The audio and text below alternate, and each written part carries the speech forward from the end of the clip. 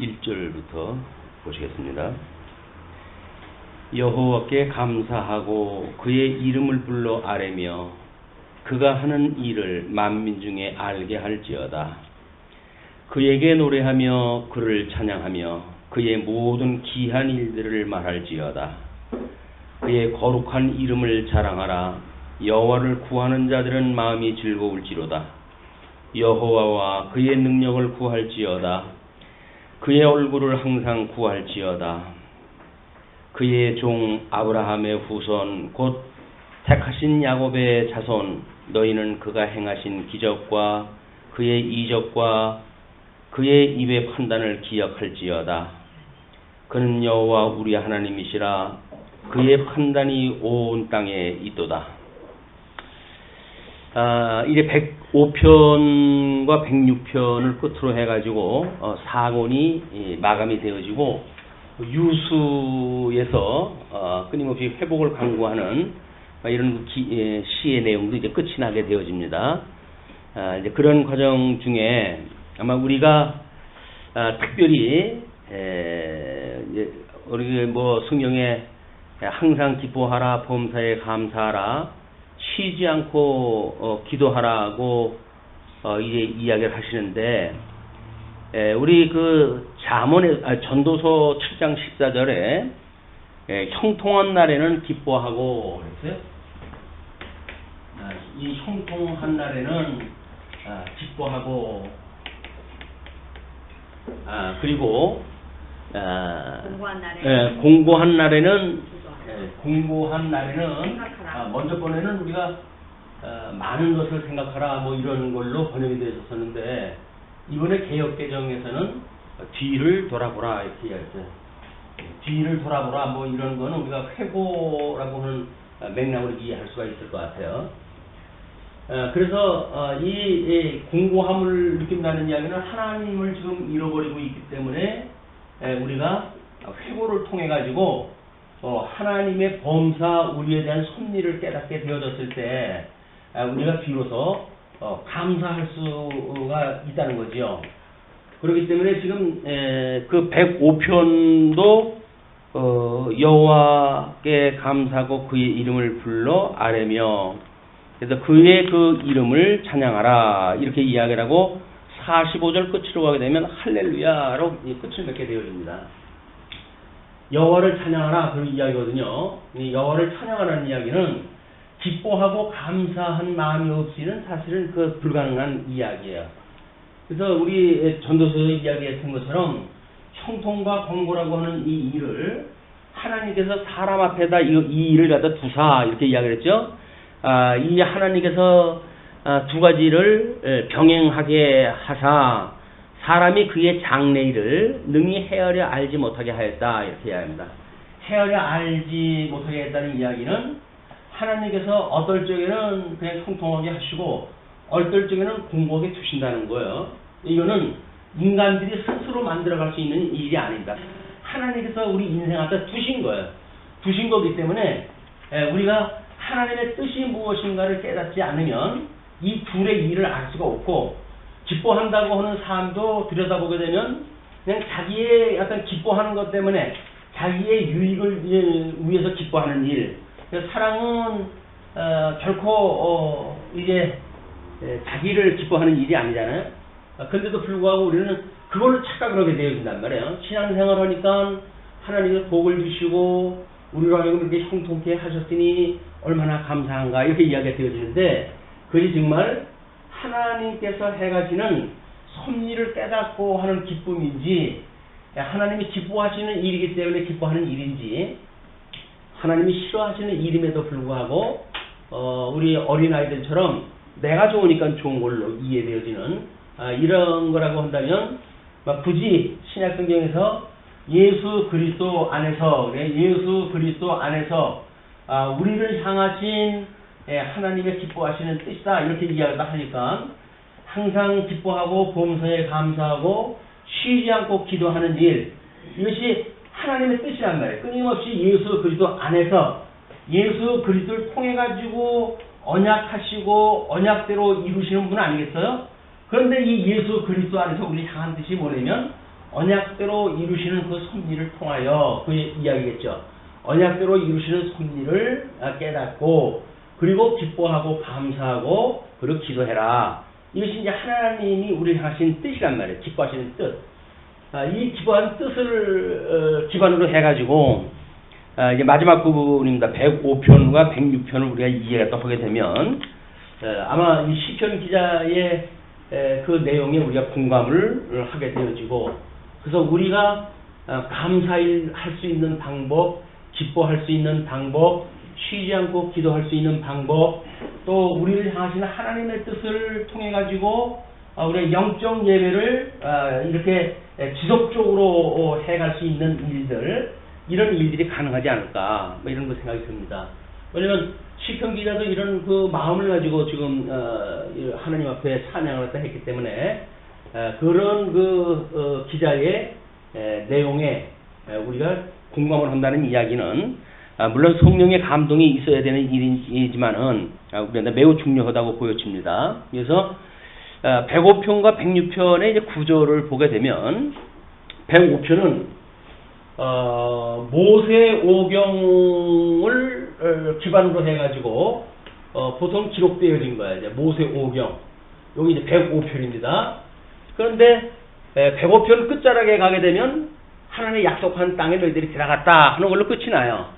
그리고 106편에서 드디어 우리가 이제 이 땅에 들어와가지고 가나안 땅에 들어와가지고 급기야 지금은 유수기간에 이제 이 시를 갖다 우리가 뭐 기록을 했거나 또는 편집을 했거나 라고 했던 어떤 유수라고 하는 데에 맥락을 가지고 106편을 이해하게 되어지니까 여기서 이 106편이 뒤를 돌아보는 회고하는 이런 그 일들로 해가지고 왜 너희들이 유수가 되어졌는지 이걸 확인하게 되어진다는 거예요.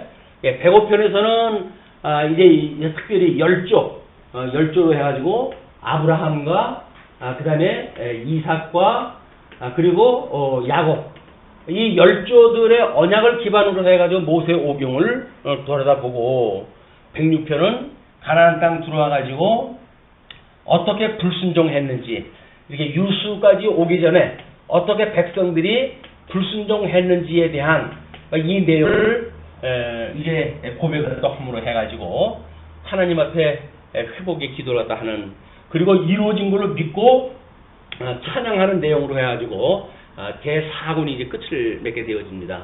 어떻든지 간에 104편의 마지막 부분이라고 하는 그 이야기는 우리가 어떤 시를 또는 뭐 문장을 이해할 때 어디에다가 쉼표를 찍어놨는지 어느 쪽에다가 뭐 이 어떤 구조를 갖다가 바꿔 쓰기 시작을 했는지 또는 단원을 끝을 내고 또 새로운 단원으로 시작되어졌는지 라고 하는 구조가 파악되지 않으면 우리는 그 내용을 읽기조차도 어렵습니다. 그냥 쭉 무슨 내용인지도 모르고 읽게 되어지고 그렇게 읽었을 때 내용 파악이 또 전혀 안 돼요.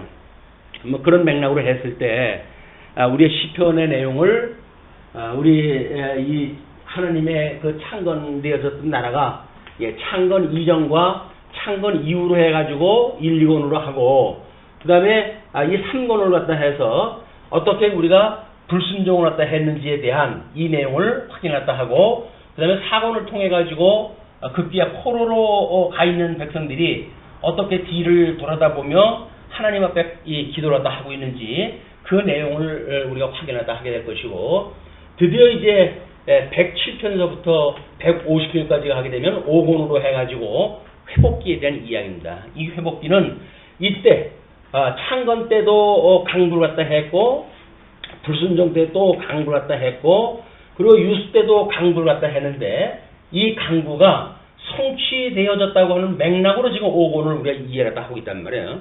이렇게 시편의 내용들을 나름대로 어떤 권을 자르고 또는 거기에 장을 자르고 단원을 자르고 이렇게 했던 이야기들은 이 시편 150편을 나름대로 어떤 한마디 숨을 쉬면서 또는 그 내용을 공감하면서 또는 우리가 소망을 담아가면서 그리고 여기까지 온 거예요. 이제 106편까지 온 겁니다.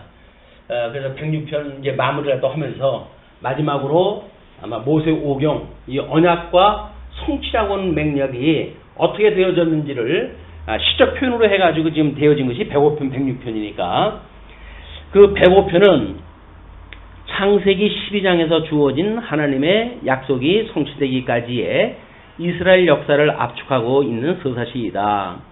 시인은 하나님께서 가나안 땅을 아브라함, 이삭, 야곱의 자손에게 주시겠다고 맹세하신 약속을 이행하셨는가를 증거하기 위해 이스라엘 족장 시대부터 가나안 정복, 정착 때까지의 역사를 회고한 것이다.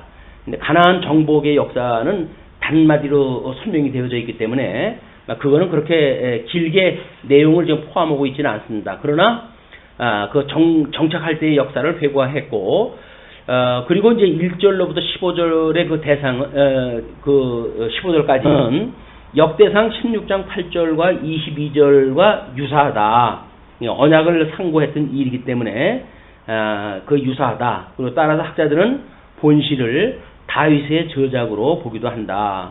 역대상 16장으로 이미 넘어서게 되면 이제 다윗 왕국의 그 문제보다는 이미 분국되어지고 뭐 이런 그 역사가 진행이 되어지고 있기 때문에 다윗으로 보기에는 좀 어렵습니다. 그리고 어차피 시편의 표제로 해가지고 표기가 없으니까 뭐 굳이 누가 썼느냐가 중요하지는 않습니다. 왜냐면 우리는 이런 시편을 쓴 사람들을 보통 이제 기자 또는 이제 찬양을 갖다 하는 이런 그 개인의 의미를 부여하고 원 저자는 이걸 성령께서 기록을 갖다 허가하셨다고 하는데 방점을 찍고 있기 때문에 누가 쓴 거는 그렇게 중요하지 않아요. 왜? 이 원저자인 성령께서 감동을 주어가지고 어느 시절 어느 때에 썼든지 전 이스라엘의 언약과 성취 섭리를 갖다 하시는 하나님에 대한 이야기이기 때문에 그렇습니다. 기자에 우리가 이제 어떤 관심을 갖는 거는 나름대로 표제에다가 굳이 기록으로 남겨놨으니까 그런 역사적 배경을 참고하고 그러지만은 그것이 어떤 원작에 있어서의 그 문제를 변질시킬 그런 그 이유는 없다. 그런 맥락으로 이해를 하시면 좋을 것 같아요. 자, 그런데 105편 1절로 7절 이제 여호와의 성호를 찬양하라 라는 내용으로 우리가 본문을 갖다 읽었던 거예요. 네, 여호와를 찬양하라. 그 찬양하라는 이야기는 우리 하나님의 그 영원하신 하나님의 뜻이 하늘에서 이루어지는 이런 그 성취를 교신학적으로 해가지고는 이것이 내재라고 이렇게 이야기해요. 하나님의 뜻, 작정하신 뜻, 내재고 이 내재가 어떻게 바깥으로 드러났는가? 이것이 이제 창조예요. 천상 창조. 외향이라고 이렇게 이야기해요. 외향. 내재되어져 있는 것이 바깥으로 어떻게 드러났는가? 하나님의 계획이 어떻게 드러났는가? 이런 그 개념으로 이해를 하고 있기 때문에 우리가 이게 여호와를 찬양하라 라고 하는 그런 그 이야기는 찬양 자체는 외향적인 거죠. 찬양 자체는 이 하나님의 성품을 깨달은 성도들이 찬양하라 라고 하는 것은 외향적인 거예요. 찬양하라. 그럼 이 찬양하라 라고 하는 사람의 어떤 내재적인 심리 상태는 과연 뭘까? 이것이 항상 기뻐하고 범사에 감사하고 쉬지 아니하고 기도하는 하나님의 이 찬양할 내용을 충분히 품고 있는 사람이라는 거야. 자기가 평안이 없는데 감사한다는 이야기는 거짓말이에요. 그러니까 우리가 이 어떤 하나님 앞에 정직하게 찬양을 하는 것이 아니라 우리 스스로 내면과 외면이 상반되어진 신앙생활을 하는 것. 이거를 우리가 예수님은 엄청나게 이제 그걸 책망하고 그러시는데 우리가 그렇게 하기 쉬운 거야. 그래서 이 외향적으로 잘못 일어나는 걸 종교 행위로 만들어질 게 쉽습니다. 내향이 없이 드러나는 외향적인 거는 전부 종교 행위예요. 그러나 왜 우리 내향적으로 해야 이 내재적으로 우리 하나님에 대한 뜻을 깨닫고 그리고 감사하고 기뻐하고 끊임없는 소망을 가지고 있고 라고 하는 사람들은 이걸 우리가 신앙이라고 이렇게 이야기를 하는 거란 말이에요. 이게 신앙심을 가지고 찬송을 하는가 아니면 종교심에 의해 가지고 찬양하는가에 대한 거는 근본적으로 그 속에 뭐가 차 있느냐 안 차 있느냐의 문제거든요. 속에 무엇이 차져 있어 가지고 바깥으로 흘러나오는 것, 그걸 뭐 따로는 우리가 내 잔이 넘칩니다 이렇게 이야기를 해요. 내 잔이 넘칩니다. 이 내 잔이 넘친다고 할 정도로 차고 넘치면 얼마나 좋겠어요. 하나님께 주신 은혜가. 우리 사도 바울에게 그 아픈 몸을 이끌고 전도하면서 하나님 앞에 나 병 고쳐주세요 그랬더니 내 은혜가 내게 족한 줄 알아 라고 이야기를 하셨던 그것이 사도 바울이 어떤 그런 신체적인 조건으로 해가지고 그 일을 했다면 감당을 못하겠죠. 그러나 우리 주님께서는 그 바울에게 이 충만한 그런 그 기쁨을 주셨기 때문에 건강이 없어도 은혜를 족하게 깨달을 수 있는 믿음을 주시고, 그리고 그 사역을 이제 그 생명을 다할 때까지 복음 증거 사역을 한 내용들을 우리가 기억을 합니다. 자, 그런 이제 어떤 신학적인 배경 뭐 이런 것도 염두에 두시고, 여호와께 감사하고 그의 이름을 불러 아뢰며 그가 하는 일을 만민 중에 알게 할지어다. 예, 감사하고 또 그의 이름을 불러가지고 아뢰고, 그 이야기는 기도지요. 그러면 감사하고 기도하고 그렇게 하면서 하는 일이 결국 뭐냐면 하나님이 하시는 이 일, 그것이 언약대로 이루시는 일이란 말이에요. 메시아를 보내기로 약속을 갖다 하시고 그 메시아에 의해 가지고 하나님의 나라를 섭리해 가시는 하나님, 그런 그 일을 이제 증거하라는 이야기거든요. 그러니까 이 찬양의 내용에 있어서 말씀운동의 어떤 통섭적 성경 개론을 통해 가지고 하나님에 대한 계시를 우리가 통전적으로 이해하고, 그래서 정말 하나님의 뜻이 무엇인가를 이렇게 한 그림으로 보이는 듯이 바라보는 우리들이 찬양하는 그 내용, 우리가 증거하는 이 증인의 삶이라고 하는 이 일은 상당히 포괄적이고 아주 심층적이고 그리고 뭐 신실한, 하나님 앞에 신실한 증인으로서의 증인을 갖다 해가는 일이에요.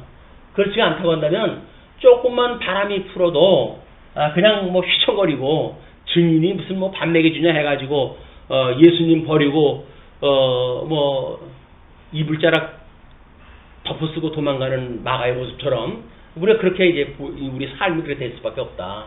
그러나 우리 이 증인의 삶은 어떠한 공고한 삶 가운데 있다 할지라도 나에게는 말할 수 없는 고통의 삶인데도 불구하고 하나님의 이 어마어마한 크나큰 성호를 찬양하고 증거하는 증인의 삶을 산다.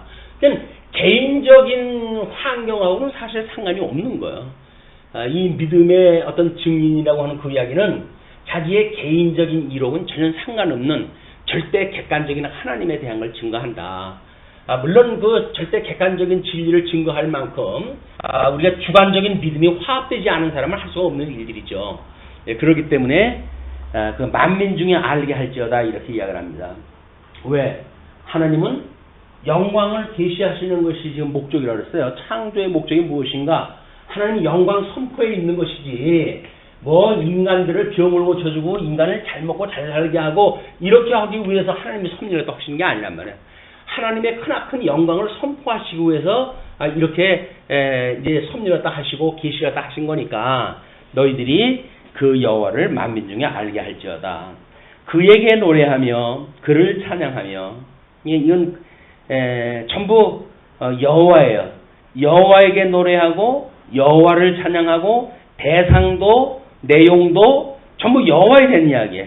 또 여호와의 모든 기이한 일들을 말할지어다. 내용도 또는 목적도 이제 그 모든 것들이 여호와에 대한 것이다. 이것이 우리가 여호와로만 즐거워하는 일이에요. 이게 여호와로만 즐거워하는 일. 여호와를 우리가 경외하고 우리의 하나님 그 여호와를 경외하고 그로만 즐거워하는 삶. 이것이 인생의 삶이에요.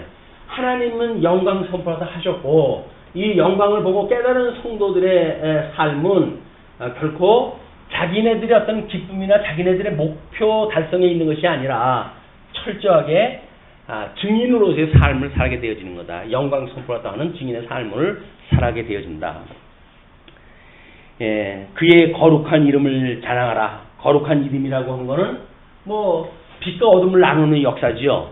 어떻게 하나님께서는 아브라함을 통해 가지고 이제 그 이삭과 이스마엘 또는 이삭을 통해 가지고는 야곱과 에서 또는 이 야곱을 통해 가지고 12지파라고 하는 이걸 통해서 언약 자손을 어떻게 섭리해 가시는가에 대한 이게 전체적인 내용입니다. 그러니까 우리 열조와의 언약을 단순 반복으로 보는 거는 성경의 내용을 매우 빈약하게 만들어요. 뭐 아브라함의 언약, 3대 언약을 그냥 계승한 것이 이삭이고 이삭의 언약을 계승한 것이 야곱이니까 성경의 내용을 풍성하게 우리가 볼 수 있는 눈이 없어지고 그거를 단일화, 획일화 돼버리는 이런 안타까운 그 일이 우리에게 닥치게 되어지는 겁니다. 그래서 우리가 개론에 있어서 이 아브라함과 이삭과 야곱이 적어도 창세기 12장서부터는 나름대로 거의 3분의 1씩 차지하고 있는 이 분량들이에요. 근데 그거를 뭐 언약 성취라고 하는 맥락으로 잘라놓다가 보니까 엉뚱하게 이제 성경이 이것이 그 어떤 하나님의 계시했던 그런 그 의도와는 다르게 설명이 되어져 왔다. 그래서 창세기의 그런 그 내용은 하나님의 나라에 대한 이야기입니다. 이게 다. 그래서 애굽에 내려가 가지고 그들이 어떻게 어둠 중에 창대케 되어졌는지 생육 번성하게 되어지는지에 대한 내용도 105편, 106편에 이것이 전부 언급이 되어져요. 그래서 이것이 하나님의 이 나라, 이 하나님의 나라라고 한다면 복 있는 자가 누구인가에 대한 것을 설명하는 것이 지금 105편이 복 있는 자에 대한 그런 어떤 의미가 아주 풍성한 그런 그 내용이라고 한다면 106편은 하나님 나라의 관점으로 설명이 되어진다. 이게 뭐 표면상으로 나와져 있지는 않아요. 자꾸 읽다가 보게 되면 내용을 우리가 의미적으로 파악을 하다 보게 되면 그런 그 이제 하나님의 섭리가 보인다는 거죠. 자, 그러면서 그의 거룩한 이름을 자랑하라. 여호와를 구하는 자들은 마음이 즐거울지로다. 여호와를 구하는 자들은 마음이 즐겁대요. 우리가 즐겁다라고 하는 그 이야기가 물론 뭐 대소요리 문답에서는 제1문이 그냥 그 하나님 한 분만으로 즐거워하는 것입니다 라고 명제적으로 제시가 되어져 있는데 우리는 성경을 통전적으로 이해한다고 우리가 이야기를 하니까 과연 그 하나님을 인하여 즐거워하는가, 이것이 이제 우리의 끊임없는 질문이 되어야 되겠고 그 질문에 따라서 우리 하나님 앞에 드리는 기도에 이것이 포함되어져야 될 겁니다. 왜 내가 우울하지? 왜 뭐가 속상하지? 왜 즐겁지가 않지? 그 이야기는 인간사 속에 빠져버려 있는 거예요. 환경 속에 빠져버려 있는 거예요. 그리고 더 이상 하나님이 보이질 않아요. 왜냐면 하나님의 장막을 쳐놔가지고 하나님의 보호자가 보이질 않기 때문에 그렇습니다. 그러나 우리 성령님께서 이제 우리에게 감동을 주시게 되면 그 궁창을 열고 우리 하나님 보호자 우편에 계신 주님이 우리를 위하여 어떤 기도를 다 하고 계신지 그 뜻이 파악되어지고 그러므로 우리는 그 하나님만으로 즐거워할 수 있는 놀라운 권능을 입게 되어진다. 그 4절에 여호와와 그의 능력을 구할지어다. 그의 얼굴을 항상 구할지어다. 그의 능력이라고 하는 것은 성령의 역사입니다. 그렇죠? 우리 하나님께서 해가시는 역사를 우리 그 사도행전에서는 그렇게 이야기를 하죠. 성령이 오시면 너희들이 권능을 얻고 권능을 얻고 그렇기 때문에 성도들이 가지고 있는 어떤 권이라고 하는 그 이야기는 세속 권세가 준 권능을 이야기하는 것이 아니에요. 성령께서 주시는 권세를 이야기하는 겁니다. 그렇기 때문에 교중에 있는 성도들은 특별히 하나님께서 주셨던 은사로 주어져 있는 어떤 이 권능의 구별이 있어요. 그걸 우리가 소위 은사라고 이야기를 하는 겁니다. 그러면 가르치는 자, 우리 이제 뭐 교회 이 직임을 통해서 주님의 몸된 교회를 세워하시니까 교회라고 하는 그거는 이제 목사, 장로, 집사 이렇게 소개가 되어 있단 말이에요. 그 이제 목사를 통해 가지고 주님의 몸된 교회에 교리권을 확보하고 하나님의 말씀을 통해서 하나님에 대한 그런 지식을 소개하는 자가 목사야.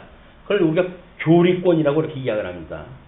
장로님을 통해 하는 일이 뭘까요? 이게 치리권이라고 이렇게 해요. 치리권. 하나님께서 주시는 권능 가지고 한다는 이야기예요. 집사를 가지고 뭐라 그럽니까? 봉사권이라고 이렇게 이야기해요. 아니, 봉사하는데 무슨 권리가 필요해? 아니, 다른 사람들은 뭐 좋은 걸 갖다 하고 왜 집사는 봉사하는 걸 갖다 권리라고 이야기를 해? 이렇게 이야기하는데 권리가 아니라 권능이에요. 권능.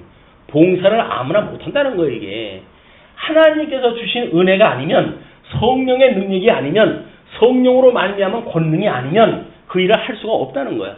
그래서 교리권도 치리권도 봉사권도 확보를 갖다 해가지고 주님의 몸된 교회를 경고하도록 해가시는 일이 바로 성령의 역사다. 권능을 주셨던 그 성령의 역사고, 이걸 가지고 증인의 삶을 사는 거예요. 성도들은 예수가 그리스도라고 증거하기 위해서 교리권도 확보가 되어지고, 예수가 그리스도라고 증거하기 위해서 치리권도 발동이 되어지고, 예수가 그리스도라고 증거하기 위해서 봉사권도 이것이 발동이 되어지는 거다. 증거하기, 증인의 삶이 아닌 이거라고 한다면 개인적인 권리인지가 모르지요. 그러니까 뭐 상권 분립이라고 이렇게 이야기를 하니까 언제 뭐 이 교회에서 이 상권이라고 이야기를 하느냐 이야기를 하는데, 세속적인 생각을 가지고 상권을 본다고 한다면 고난에 대한 이 상권으로 이해가 되어지는 거야. 그러니까 성령의 감동을 가지고 그 상권을 이해를 하게 되면 우리 성령이 임하셔서 주셨던 그 권능이 보여지는 거예요. 아니, 세상에서는 어쩔 수 없이 세상의 용을 쓰는 거 아닙니까? 세상에서 뭐 하나님 나라의 용, 뭐 언어를 쓴다고 해가지고 알아듣지 못하는 방언을 갖다 이야기하면 되겠어요? 세상 용어로 쓰는 거라니까, 세상 용어를. 이 세상 용어를 계속 쓰기 때문에 세상 용어가 담아낼 수 없는 어떤 그런 그 뜻이 있다고 한다면 우리는 그 용어에 새로운 용어를 만들어내야 돼요. 하나님의 이 하나님 나라의 하나님 영광 선포로서의 계시의 내용을 충분히 알아들을 수 있는 그런 그 내용들의 말을 세상 나라에서는 쓰지 않는 그런 그 용어라고 하더라도 우리는 약속을 갖다 해가지고 그 용어를 만들어내가지고 하나님의 영광 선포의 증인으로서 그 용어를 써야 된단 말이에요. 아니, 없는 걸 가지고 있는 것만 쓰자고 그러면 맨날 이 세상 권세에 우리가 뭐 하수인들도 아니고 이런 것들이 끊임없이 이 우의 트랩하고 그 다음에 이 천하계의 트랩하고 이 두 개가 공이 있다고 하는 걸 놓치게 되어지게 되면 우리는 천상계의 그 섭리를 허시는 하나님을 전혀 배제하고 땅을 갖다 이야기를 해요. 그러니까 여기서는 공목이 짝이 없는 거야. 근데 만약에 이걸 또 내재적인 걸 우리가 포기하고 초월적인 하나님에 대한 것만 이야기를 한다고 하면 뜬구름 잡는 것 같잖아요. 이걸 내재적으로 초월되어진 균형 감각이 우리 믿음의 공력에 따라 가지고 아주 아름답게 조화를 이루어갈 수가 있게 되어진 것이다. 예, 그의 종 아브라함의 후손 곧 택하신 야곱의 자손, 너희는 그가 행하신 기적과 그의 이적과 그의 위의 판단을 기억할지어다. 그는 여호와 우리 하나님이시라. 그의 판단이 온 땅에 섰도다. 예, 그 판단이라고 하는 것은 하나님께서 언약하고 언약대로 심판하심으로 그 하나님의 그 거룩한 이름이 자랑할 수 있도록 이거 섭리가 또 하신다는 이야기예요. 자, 그리고 이제 8절로 11절 들어가시게 되면 족장들과 맺은 언약을 기억하신 하나님을 소개합니다.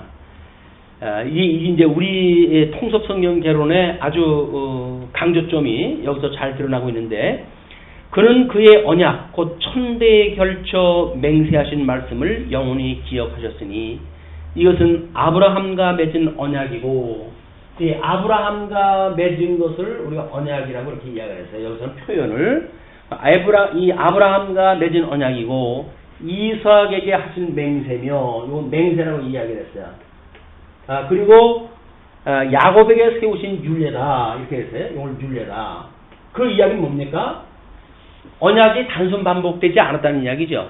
나름대로 특징적으로 뭔가가 변화가 있다는 이야기죠. 이걸 우리 통섭성경 개론이 잘 읽어낸 겁니다. 예, 그렇지가 않으면 단순 반복으로 해가지고 뭐 언약이라고 하는 걸로 해결할 시킬 수가 있죠.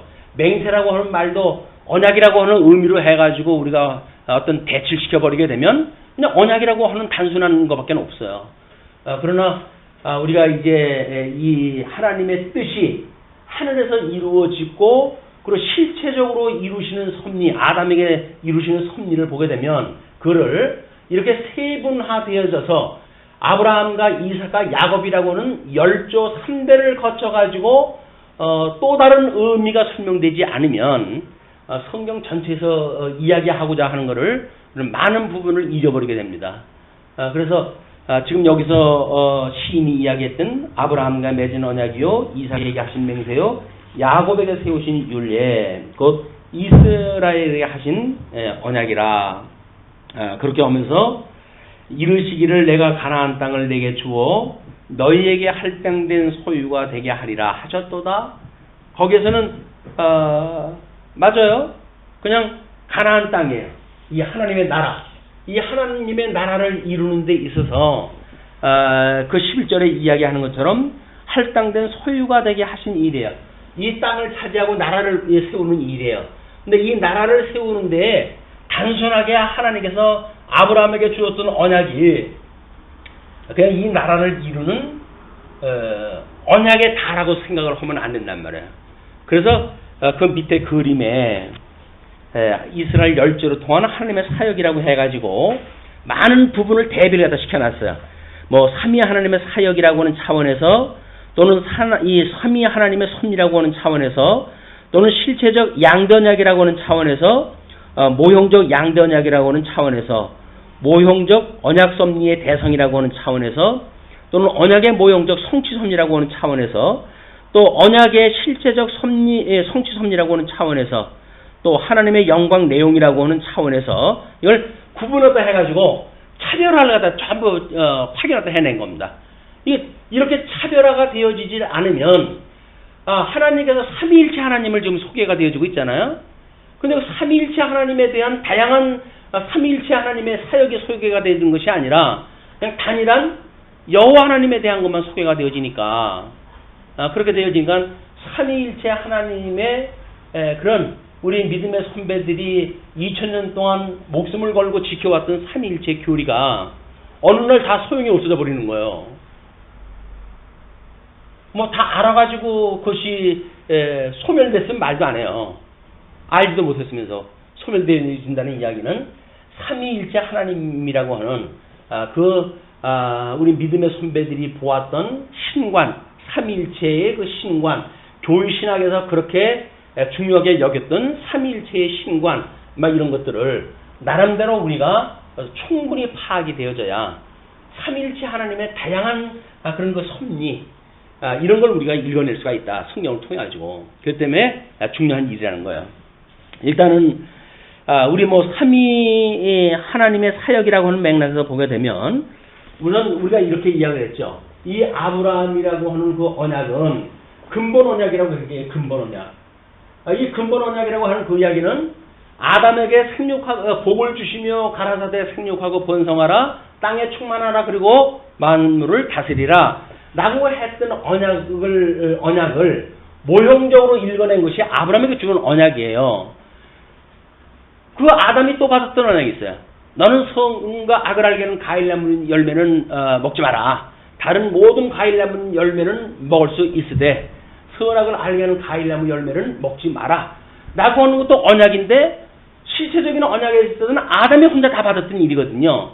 그렇기 때문에 그 구분이 어려워요. 그러나 모형적인 섭리 때는 그게 아주 세분화되어져 있어요.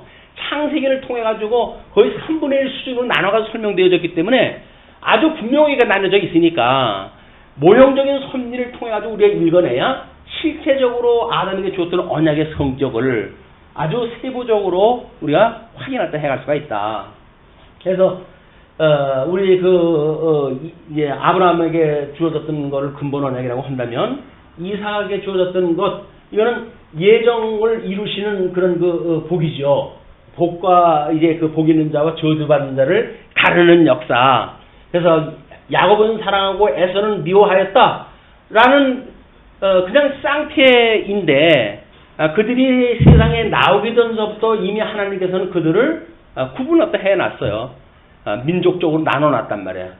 그렇기 때문에 이 예정 섭리를 설명하는 이삭에게 주어졌던 언약은 단순한 아브라함에게 했던 언약의 계승의 문제가 아니라 이거는 선과 악을 알게 하는 가인 열매를 따먹어가지고 결국은 다 멸망을 받는 가운데 누구만 하나님 앞에 구원을 받을 것인가에 대한 것을 표현하는 그런 그 언약의 성질로 우리가 구분하다 한 겁니다. 그래서 거기에 그 실체적인 언약을 세 번째 보시게 되면 실체적인 양대 언약 보시게 되면 무조건 언약, 근본 언약으로 봤을 때 그 다음에 조건 언약을 제시가 됐죠. 이삭에 대한 거는 이 제삭에 대한 거는 나름대로 에서는 미워하고 야곱은 사랑했던 여러 가지 그 섭리사가 있는데 그런 걸 통해 가지고 조건적으로 하나님의 야곱을 취하게 되어지는 그런 그 언약의 성질을 구분하다 했다.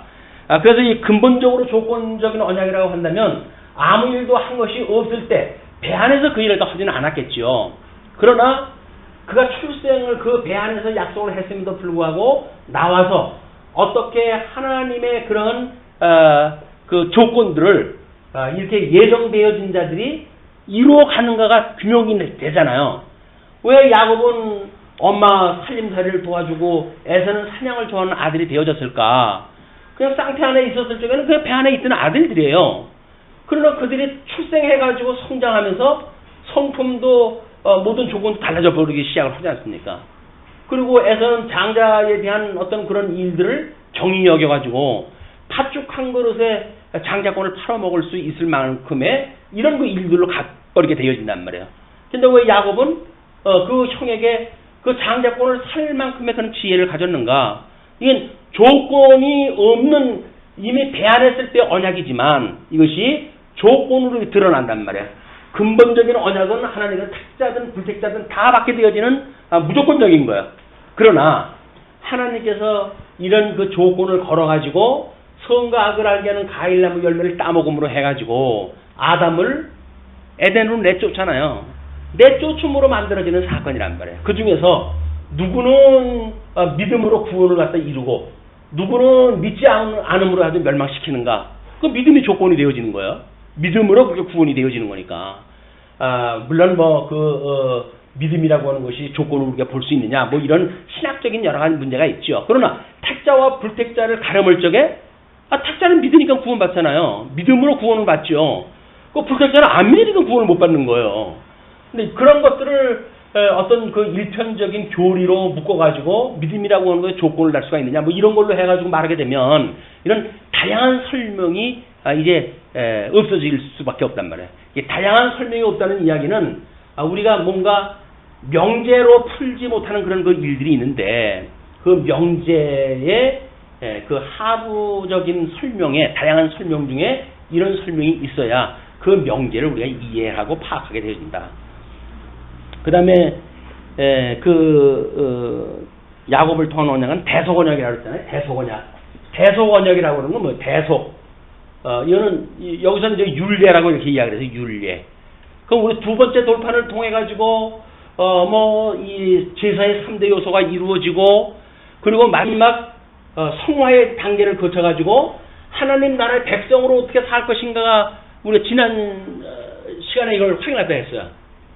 자, 지난 우리 레위기 1장을 공부를 다 하면서 이제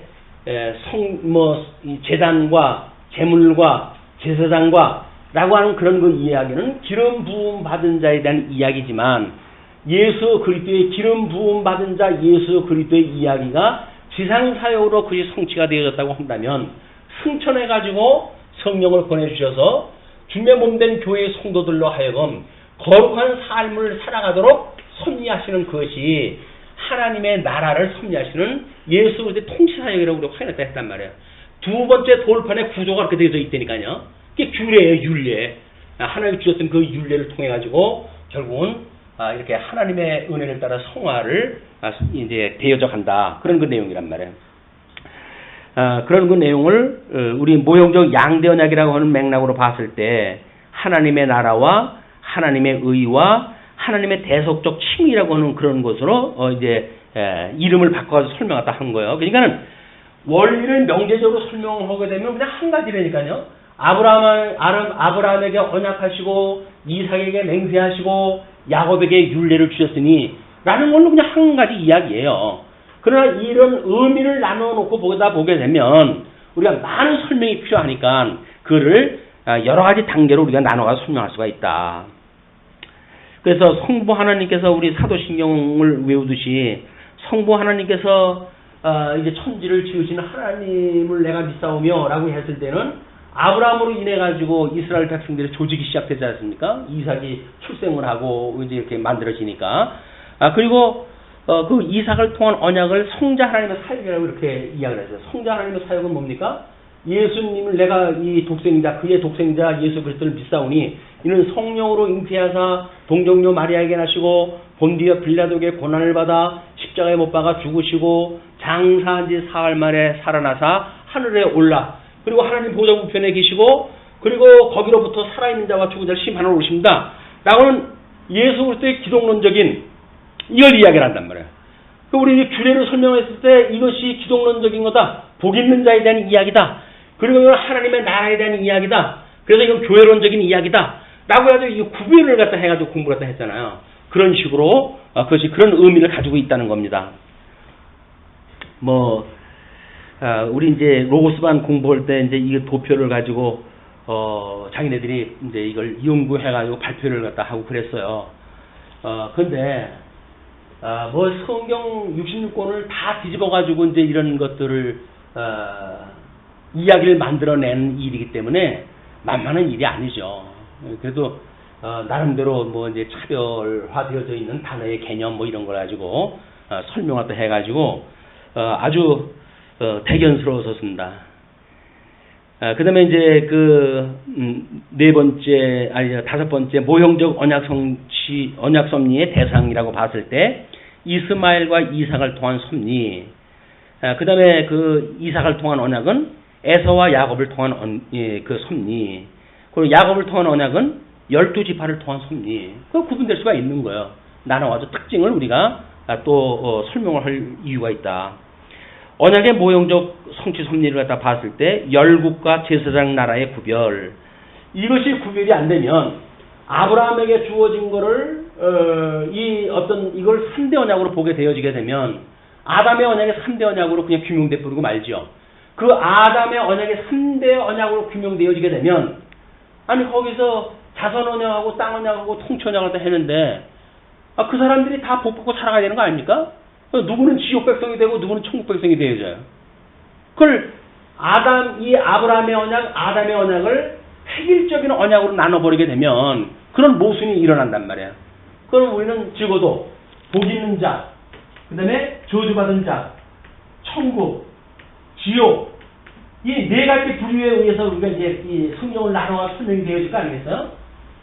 그런데 만약에 3대 언약의 관점으로 보게 되면 복 있는 자와 천국 중심으로 보게 되어지는데 복 있는 자도 별로 그 구원에 대한 거를 약화시켜버리니까 이 언약이 하나님의 나라는 하나님의 언약대로 이루어졌다고 하는데 여기에 방점을 지어 강조가 되잖아요. 그냥 성경의 4분의 1 정도밖에는 안 보는 거예요. 우정.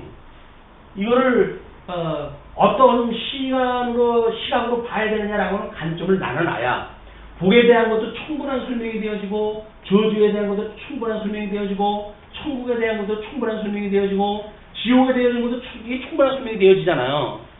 근데 저주에 대한 거 이야기하고 지옥에 대한 거 이야기하게 되면 김새니까 그런 거 하지 마라 라고 해서 복이나 이야기하고 천국만 이야기하라고 그러는데 성경에서 그렇게 이야기하지 않는다니까요. 하나님의 영광 계신데 빛과 어둠을 일반으로 여기시는 하나님의 그 영광 아니겠어요? 그러면 거기에 분명히 빛도 있고 어둠도 있는 거지. 왜 빛에 대한 것만 성경이 설명을 했다고 보느냐는 말이에요. 그게 아니다. 성경에는 저주받은 백성들이 있기 때문에 아브라함을 통한 언약을 봤을 때 언약 자손이 이삭을 통한 그런 섭리도 있고 그리고 버릴 자로 얘기되어지는 이스마엘에 대한 역사가 있잖아요. 그 이스마엘의 역사가 지금까지도 계속되어져 가지고 거의 아브라함에게 언약한 지 한 4,000년이 이미 지나왔는데 지금도 이슬람과 이런 그 서구 기독교권의 그런 교회가 갈등이 있는 게 뭡니까? 이거라니까요. 이 아브라함의 언약이 그렇게 지금까지 이게 우리 눈에 보이도록 이게 되어져 있는데, 그거를 아무짝에 다 잘라버리고 그냥 이삭에 대한 언약이다. 이삭을 통해서 복 줬다라는 걸로만 설명이 되어져 버리게 되면, 그러면 우리는 미래사도 설명할 수가 없는 거예요. 그 다음에, 하나님의 이삭을 통한 언약은 선민과 유민의 구별이고, 그 다음에 야곱을 통한 언약은 거룩한 백성으로의 견인이라고 이야기했어요. 견인. 주님의 몸된 그 교회는 칭의에 대한 복음, 내가 이 복 있는 예수를 그리스도로 믿습니다. 라고 신앙 고백을 했지만, 성화라고 하는 과정을 통해 가지고 끝까지 붙들려 있는가, 아니면 도중에 도충하고 마는가, 라는 걸로 따라가지고 탁자 부택자가 갈라진다니까요. 그런 게 없어지게 되면, 아니 예수님으로 말미암아 구원을 받았는데, 우리가 의롭다고 칭함을 받았는데 누가 우리를 정죄하리요? 라고 하는 단순한 그런 그 논리를 가지고 성도의 모든 성화의 삶을 간과해버리니까 기독교가 이상한 기독교가 되어지는 거예요. 예수를 믿는다고 그러는데 예수를 믿는 사람이나 안 믿는 사람이 똑같아. 왜? 세속권세에 대한 걸 우리가 이 가치로 여기고 살아가니까. 아니다. 성화라고 하는 끊임없이 우리가 거룩한 그런 백성의 길을 가야 되기 때문에 우리는 경건의 삶을, 경건의 그 훈련을 갖다 해야 된다고 그러지 않았어요?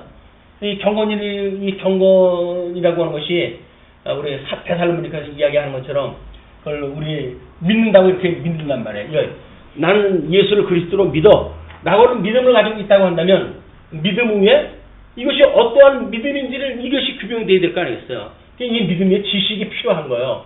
성경에 말하고 있는 그 믿음이 말하는 지식이 뭔가 이 지식을 더하고 지식 위에 우리들한테 이 지식을 갖게 되어지게 되면 또 이 관념적으로 뛰어넘어가지고 뭘 다 아는 것처럼 우리가 이제 또 딴짓을 하잖아요. 그러니까 그렇지 말고 너희들은 절제를 갖다 해라. 이렇게 절제. 끊임없이 절제를 갖다 해야 돼. 자기를 절제하고 조정하다 하고. 근데 절제를 갖다 하게 되면 뭐 이것이 이루어지는지 안 이루어지는지 모르잖아요. 이게 도대체 뭐야 이게. 라고 하니까 너희들은 끝없는 인내. 이거를 너희들이 더해라. 인내를 더해야 되는 거야. 그러니까 믿음 위에 우리들이 어떤 열매를 맺게 되어지는 건 끝없는 인내를 통해서 만들어지는 일이기 때문에 나는 예수를 그리스도로 믿어요. 라고는 한마디로 해도 인생이 바뀌는 게 아니라니까요. 그러니까 이 인내를 더하고 인내에 뭐를 갖다 더한다고요? 오래 참으면 그리고 아마 경건인가요? 경건. 그리고 여기에 형제 우애. 그 다음에 사랑을 더하라. 이 경건, 성도의 경건이라고 하는 거는 이런 다단계를 통해 가지고 우리가 성취가 되어져 가는 일이기 때문에 이것이 단마디로 해가지고 명제적으로 어떤 그 명제를 만들어내기 좋아하는 분들은 뭐 철학자들의 특성이 그렇지만 그래가지고 명제를 만들어내는 걸로 끝을 내라 그러잖아요. 근데 그 명제가 만들어지기가 수많은 과정들이 생략되어져 버리니까 안타까움이 있다는 거예요.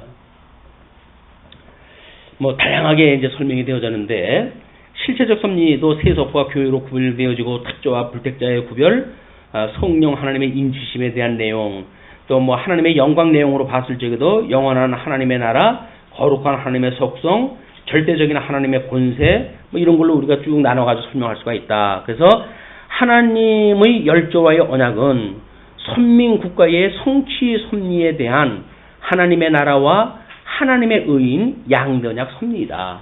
특별한 이런 성격이 다양한 성격이 있는 것으로 내용이 되어져 있다. 이렇게 보시고 이제 그 우리 9절로부터 8절로부터 11절까지의 내용을 분석을 갖다 하시고 이해를 갖다 하시는 것이 좋지 않을까 생각이 듭니다. 12절부터 15절까지는 족장들을 돌보신 여호와로 이렇게 소개가 되어졌어요. 그때에 그들의 사람 수가 적어 그 땅에 나그네가 되었고 이 족속에게서 저 족속에게로 이 나라에서 다른 민족에게로 떠돌아 다녔도다. 이제 뭐 아브라함 이후에 이제 그 이리저리 떨어지는 그런 그 삶에 대한 이야기를 한 뒤에 14절 그러나 그는 사람이 그들을 억압하는 것을 용납하지 아니하시고 그들로 말미암아 왕들을 꾸짖어 이르시기를 나의 기름 부은 자를 손대지 말며 나의 선지자들을 해하지 말라 하셨도다. 그래서 심지어 아브라함은 자기 아내를 누이라고 속이고 그래서 이방 사람들한테 재물까지 얻는 팔푼이 같은 그런 짓을 갖다 했어도 하나님께서 나의 기름 부음 받을 손대지 말라라고 한 이유로 해가지고 그런 보호를 받았다는 거예요. 이게 그러니까 그것이 어떻게 주변 머리가 그랬냐라고 이야기를 하는 것이 아니라 그럼에도 불구하고 그를 지키시는 하나님을 지금 소개하려고 사람을 이렇게 낮아지는 자리에다 내려놓으신 거죠. 이걸 우리가 예수 그리스도의 비하의 신분을 예표한 그런 그 사건을 이해할 수가 있는 겁니다.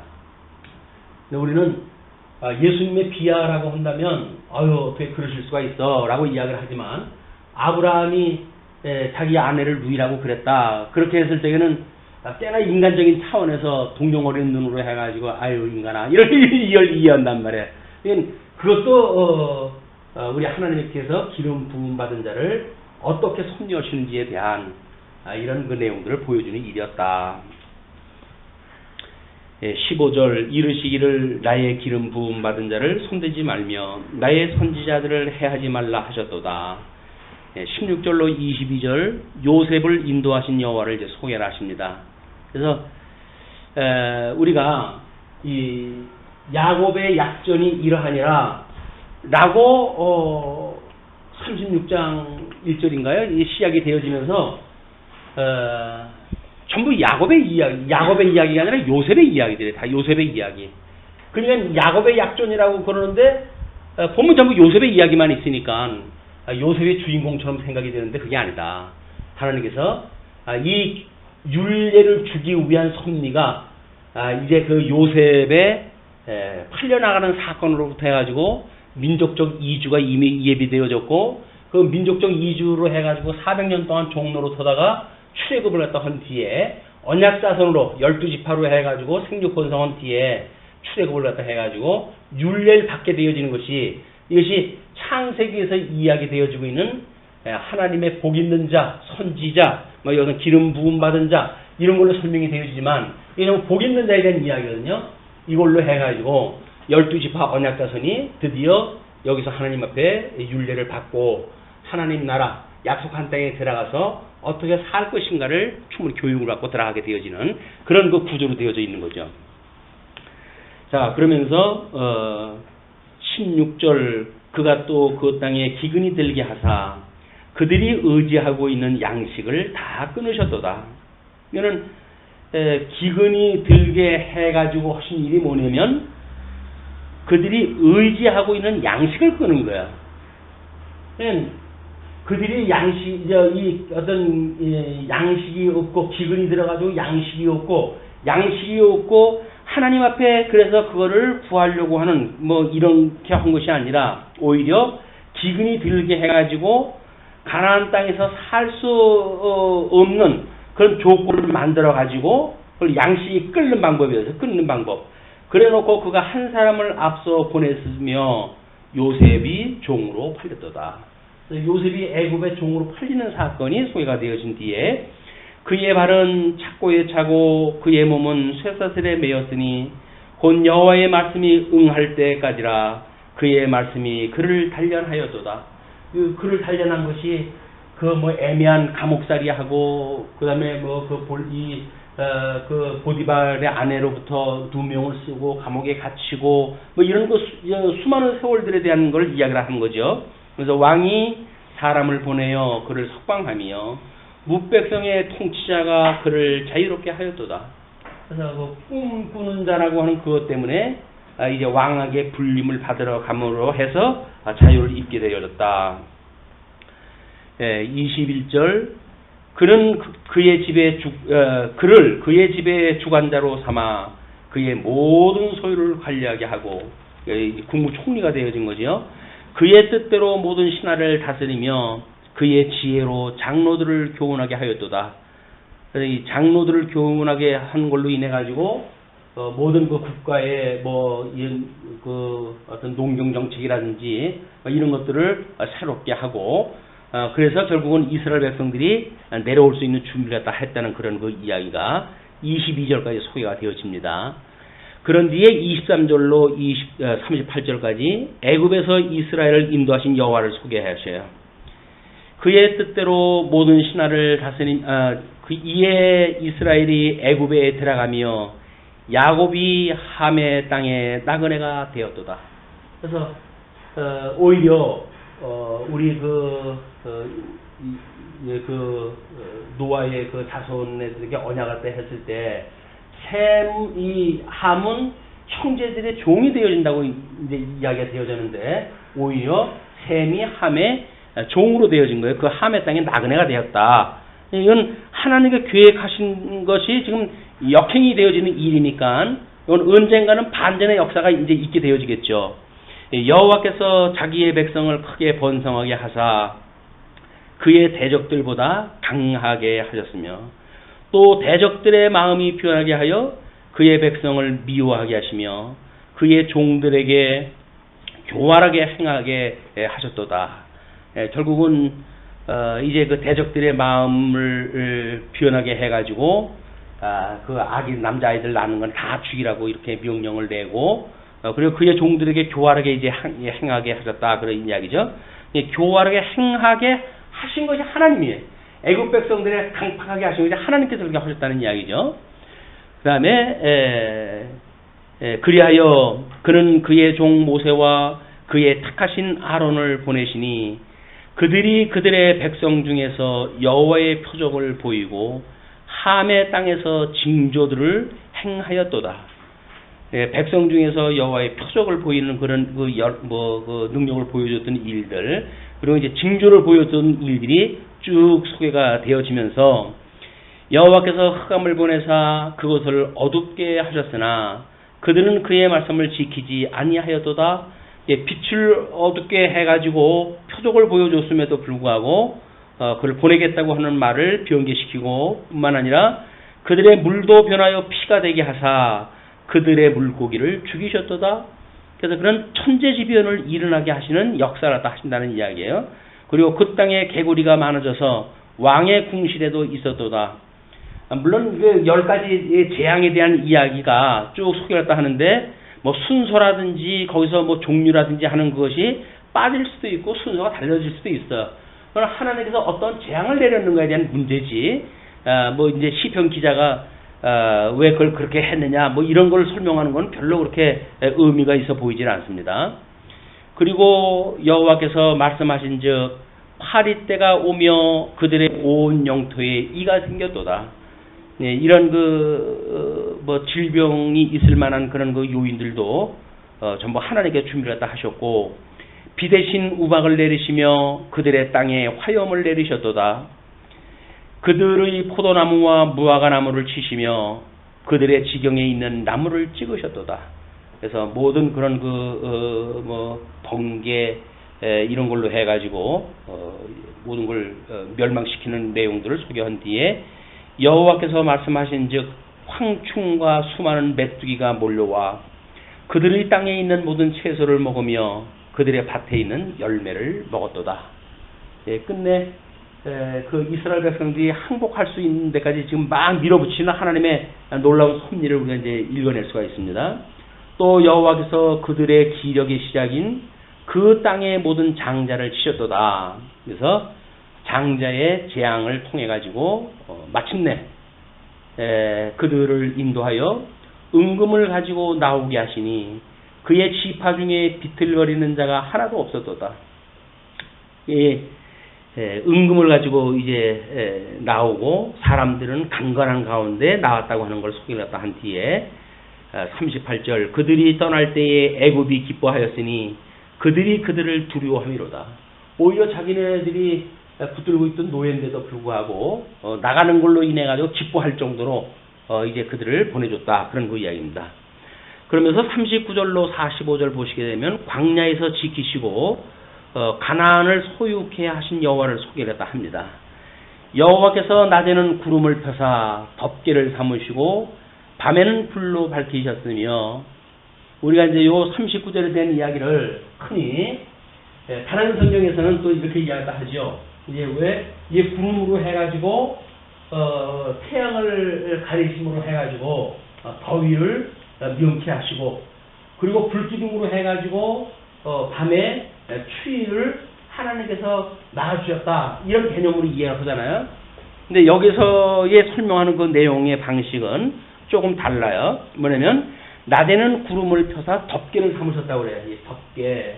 그러니까 하나님이 임재하시는 그 임재함을 보여주는 일이 구름으로 해가지고 결국은 성전을 갖다 이제 이스라엘 12지파가 이동을 갖다 하는 그런 거를 성전을 모형으로 보내줘가지고 이 덮개 이거는 하나님의 영광이 임재하는 곳이란 말이에요. 하나님의 보호와 안위가 있는 곳이고 그거를 이걸로 보여줬다 그런 그 이야기고 그 다음에 그 밤에는 불로 밝히셨다 이렇게 이야기를 하는데 이걸 이제 뭐 이 길방향으로 보게 되면 뭐 이 촛대와 그다음에 향대와 떡상과 이런 거 있는 성소를 갖다 이제 보여주는 거죠. 그러니까 이거는 여기서 말하고 있는 이 불은 추위를 면하게 하는 그런 것보다는 어떤 인도를 갖다 하는 방향. 그래서 이거는 어떤 진리 우리 하나님께서 우리로 어느 쪽을 향해서 가야 되는지에 대한 그 빛에 대한 의미가 강화되어져 있고 그 다음에 뭐 이 더위라고 하는 그것보다는 하나님의 영광을 볼 수 있는 이런 쪽으로 해가지고의 의미가 지금 강화가 되어져 있다.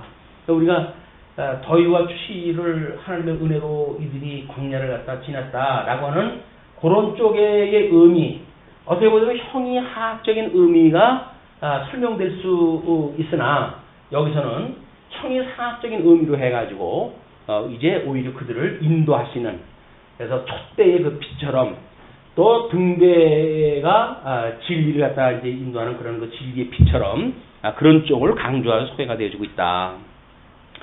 그리고 그들이 구한즉 메추라기를 가져오시고 이게 이 천상계의 트랙으로 설명한 방식이에요. 지금 이것이 왜냐하면 메추라기도 역사서에서는 뭐랍니까?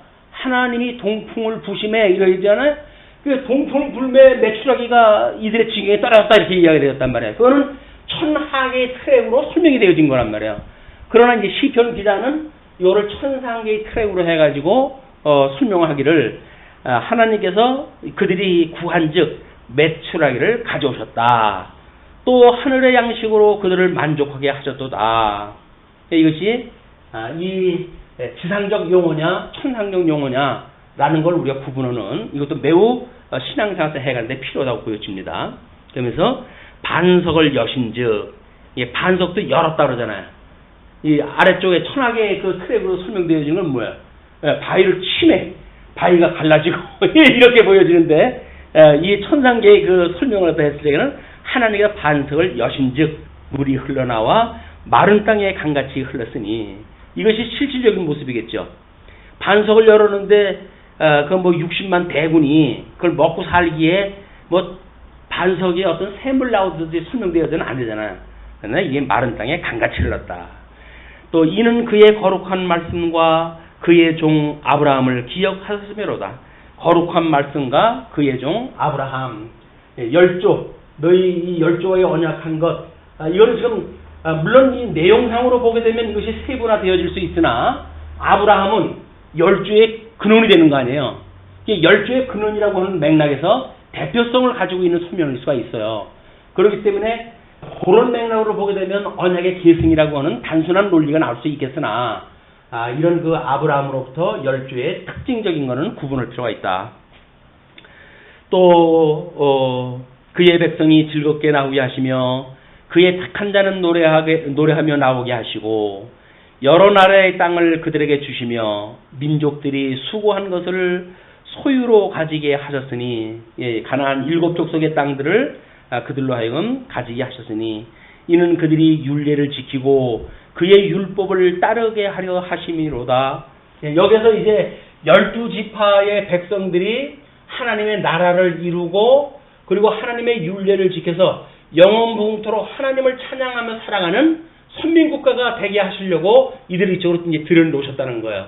그러나 신명기에 약속한 대로 너희들이 약속한 그 땅에 들어가게 되면 너희들은 속히 나를 버릴 것이다.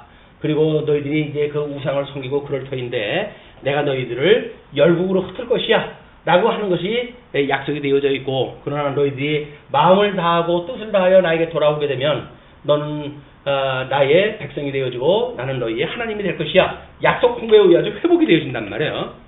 지금 105편에는 가나안 땅 들어가가지고 그 가나안 7 족속을 무찌르고 땅을 차지한 그것까지 이제 설명이 되어진 거야.